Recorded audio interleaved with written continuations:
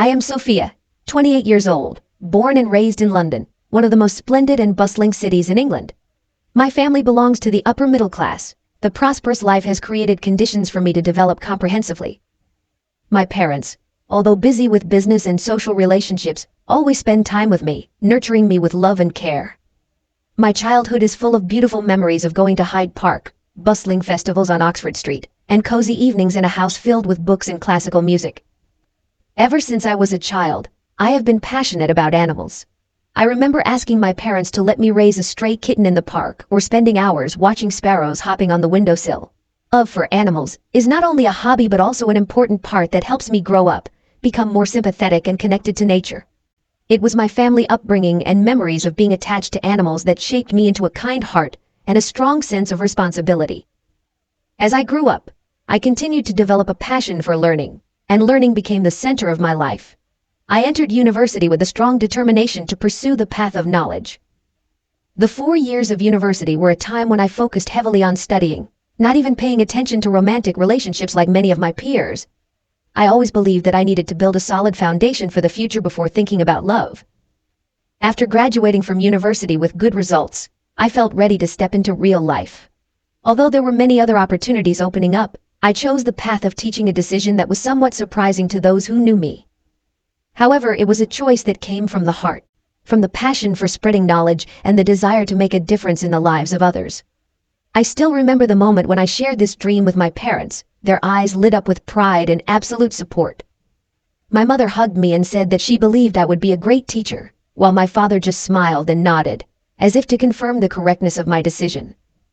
Earlier this year, when I turned 28, a big turning point came when I passed the entrance exam and officially became a literature teacher.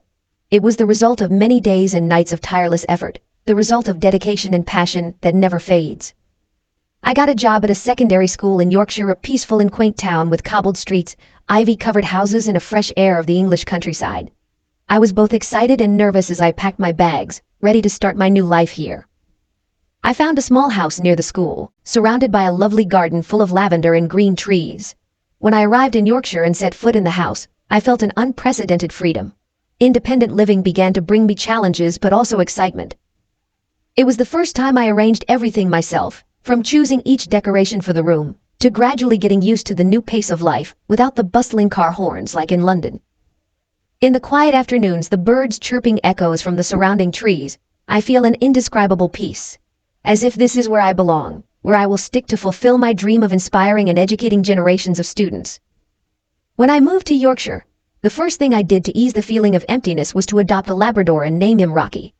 Rocky quickly became my best and most loyal friend, bringing joy and life to my little house. Every morning, the cheerful wag of his tail greeted me as I woke up, making me feel energized for the day ahead. In the afternoons after work, I would take Rocky for a walk along the tree-lined streets of the town, admiring the old houses and feeling the peace in the air. Rocky was more than just a dog, he was a silent companion who understood my feelings. One day in August 2004, when I came home tired in the evening, I sat on the sofa in the living room. Rocky ran to me and played with me, but after playing a little bit because of desire, I taught him to do it with me. At first, Rocky didn't know how to do it, but after many times of training, Rocky became very good and Rocky could do it for a long time.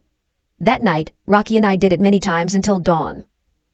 It was this attachment that helped me relieve the loneliness that silently haunted me, especially when living alone in a strange place. After that first time, Rocky and I did it every night when I came home from teaching. Although teaching brings me joy and satisfaction, the busyness and responsibility of teaching make it difficult for me to open up to personal relationships. Since my student years, I have always put my study and career goals first, which has led to me never having a love affair, even though many people have expressed their interest in pursuing me. As time passed, the further I went on my career path, the bigger the void in my heart became. The relaxing moments with Rocky seemed to be my only consolation, my way of finding the closeness and connection that I had always lacked. Everything began to change one autumn afternoon when I met Max, a man 2 years older than me. That day, after a long day of work at school, I was driving home when suddenly my car broke down in the middle of the road. My car stood alone on the deserted road, in the orange-yellow autumn afternoon light. Anxiety quickly set in, as I realized I had no idea what to do, especially as it was starting to get dark. As I fumbled with my phone to call for help, a deep voice came from behind me. "Do you need any help?" I turned around and met the eyes of Max, a man with a sturdy build and a calm expression on his face. Max wore a grease-stained work outfit, but the genuine smile on his face made me feel much more secure. Without hesitation, he walked over to examine my car, chatting as he worked to ease the tension in my heart. I told him about my teaching job, my early days in Yorkshire, and how I loved the peace of the place. Max listened attentively, nodding and smiling occasionally. He recounted stories about growing up in a small town, his passion for repairing cars since he was a boy, and how he loved the job even though it was sometimes tiring. The conversation between us gradually became natural, as if we had known each other for a long time. After Max finished repairing the car, I offered to pay him, but he just smiled and shook his head. No need. It was just a small job. If you have any problems next time, just call me. He handed me a business card with his phone number and name. The sunset reflected on his face, highlighting his deep blue eyes filled with sincerity. I felt my heart lighten and couldn't help but smile gratefully. Since then, we have kept in touch regularly. Max is not only a talented mechanic but also a person who is always ready to help, listen and share. Every meeting, whether it is a short coffee break or just a walk around town, makes me feel understood and cared for. He tells me about his family, about his childhood days with his father fishing and funny stories in the garage. I recognize the simplicity and sincerity in his words and actions, something I have always been looking for but have never found anywhere else. As time goes by, Max's presence becomes an indispensable part of my life. His warmth and genuine personality make me feel that I am no longer alone. Whenever I feel sad or tired from work, I know I can find comfort and encouragement from Max. From a chance meeting, our relationship gradually became a deep bond, bringing me a sense of peace and happiness that I had never experienced before. After I met Max, I stopped doing that with Rocky. After only 2 weeks of knowing each other, I realized that the relationship between me and Max developed quickly and naturally. Every time we met, my heart beat faster, and I felt the sincerity in his every look and every word. Max was not only the person I found comfort in, but also the person who made me laugh every time I recalled funny stories from the past, or when he told me about his simple but meaningful dreams. We spent many afternoons walking around the small streets of Yorkshire, stopping at old cafes with strong coffee and fragrant scones. In the evenings, Max often took me to the wildflower fields where we could watch the sunset change colors and listen to the gentle bird song. Those were the moments when I realized I had found what I had always longed for: a true connection with someone who understood and loved me unconditionally. After 2 short but memorable weeks, Max told me that he couldn't imagine his life without me. That simple and sincere confession touched the depths of my heart. I no longer doubted my feelings. The lonely days of the past were replaced by the joy and warmth that Max brought. We decided not to wait any longer and planned a small but meaningful wedding together. The wedding day came quickly in anticipation. We held the ceremony at a small church located in the middle of a green hill, where wildflowers decorated the romantic scene. Relatives and close friends gathered, giving us their heartfelt blessings. I remember the moment when Max stood waiting at the end of the aisle, his eyes filled with happiness and hope, and I felt my heart beat in sync with that beat. Our vows, in the warm light of the afternoon, were like a lifelong promise to each other. After the wedding, we returned to the small house that I had rented before. That house, which was familiar to me, was now filled with laughter and the imprints of a shared life. Max and I rearranged our living space together, adding small decorative items that we both loved. Every evening, we sit at the dining table. The flickering candlelight and the intimate conversation make the small room unusually cozy. On weekend mornings, we wake up early to prepare breakfast, sharing every simple but happy moment. After Max moved in with me, the small house in Yorkshire really turned into a true home. Our lives became busier, not only because of daily work, but also because of the new things that come from sharing a living space. Every morning, the small kitchen is bustling with laughter and the aroma of fresh coffee.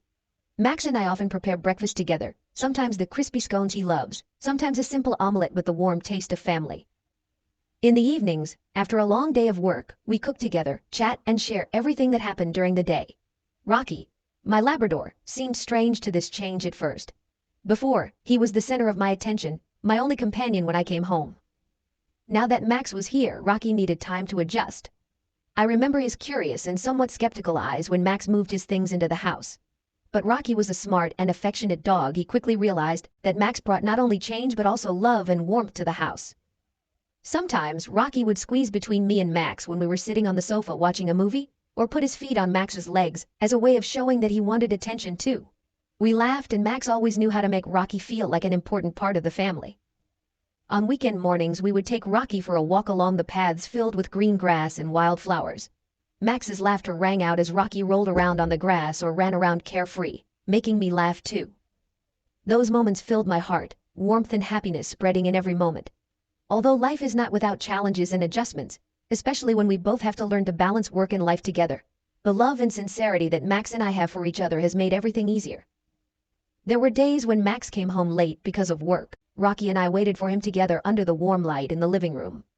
When he walked in, his eyes were filled with fatigue but also joy when he saw Rocky and I waiting. Max bent down to caress Rocky, and I realized that the love between us was not only between the two of us but also encompassed Rocky, making the three of us a real family. There were also times when we had to deal with small disagreements in our daily lives about cleaning the house, dividing our time between work and each other, but these were also moments when we learned to be more understanding and patient. Max had a habit of leaving books and papers scattered on the table, which initially annoyed me. But instead of letting that become a problem, I realized that communicating openly and honestly with him was the key. Max listened, and we gradually found a balance between personal preferences and mutual respect.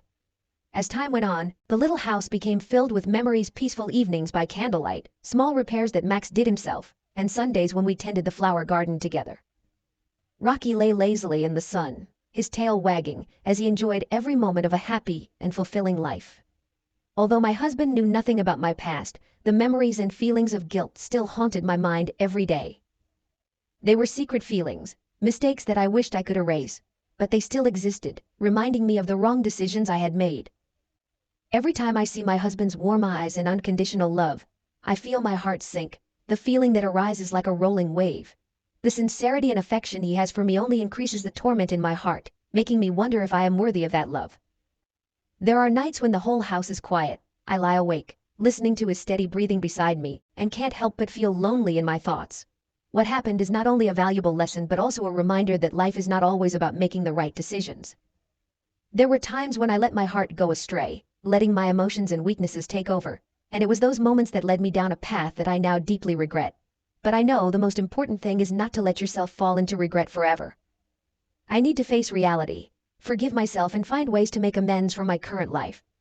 I want to say to those who may be facing the same temptations or insecurities that I have experienced, be sober and appreciate what you have. Sometimes, just one wrong decision can lead you away from what is truly important, causing you to lose not only your peace of mind but also the trust of the people you love the most. Don't let a moment of weakness become a burden that will haunt you for the rest of your life. Stop, think carefully, and if necessary, turn back while you still have the chance. Sometimes the greatest courage is to admit your own mistakes and decide to live differently, to appreciate the present and protect it with all sincerity and determination. Love is not only what you receive but also what you are willing to do to keep it intact. Anyone can make mistakes, but the difference lies in how we choose to act afterwards, bravely face and move on, or sink into regret. I chose to face, preserve and cherish my family more than ever. And I hope that anyone who reads this will also find the awakening to choose the right thing for themselves.